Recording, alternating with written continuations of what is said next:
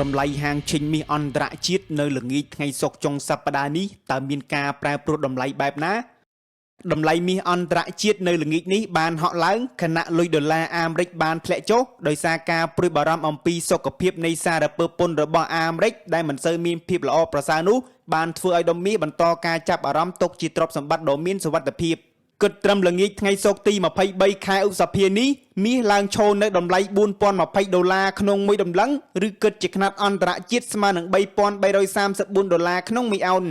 ការហក់ឡើងនៃតម្លៃមាសក្រោយពីមានភាពមិនច្បាស់លាស់បន្ទាប់ពីសហភាពអាមេរិកបានសម្រេចអនុម័តច្បាប់ស្តីពីពន្ធនិងការចំណាយដើម្បីស្របតាមគោលនយោបាយពន្ធគយរបស់ប្រធានាធិបតីលោកដូណាល់ត្រាំដែលធ្វើឲ្យមានការព្រួយបារម្ភថាប្រទេសអាមេរិកនឹងកាន់បំណុលរាប់ពាន់លានដុល្លារបន្ថែមទៀតនាពេលខាងមុខក្រុមហ៊ុន Moody ក៏បានវាយតម្លៃឥណទានរបស់អាមេរិកនិងបានលើកឡើងពីការព្រួយបារម្ភផងដែរអំពីការកើនឡើងបំណុលរបស់ខ្លួនចំនួន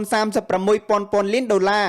វិក័យប័ណ្ណរដ្ឋាភិបាលរយៈពេល30ឆ្នាំរបស់អាមេរិកបានកើនឡើងយ៉ាងខ្លាំងក្នុងប៉ុន្មានសប្តាហ៍ថ្មីៗនេះដែលបានបង្ហាញពីការព្រួយបារម្ភលើសារពើពន្ធរយៈពេលវែងរបស់អាមេរិកដុំមាសដែលជាទ្រព្យសម្បត្តិមានសុវត្ថិភាពនិងមានភាពទាក់ទាញសម្រាប់អ្នកវិនិយោគអំឡុងពេលមានភាពអញ្ច្បាស់លាស់ផ្នែកភូមិសាស្ត្រនយោបាយនិងហិរញ្ញវត្ថុដើម្បីទទួលបានព័ត៌មានថ្មីៗពាក់ព័ន្ធនឹងហាងឈិញមាសប្រចាំថ្ងៃព័ត៌មានសេដ្ឋកិច្ចប្រចាំថ្ងៃនិងព័ត៌មានសំខាន់ៗជុំវិញពិភពលោកអ្នកអាចតាមដានបានតាមរយៈ Channel Telegram របស់ Master Khan Academy ដែលគ្រាន់ចុចទៅលើ link ដែលបានដាក់នៅក្នុង caption ខាងក្រោមវីដេអូសូមអរគុណ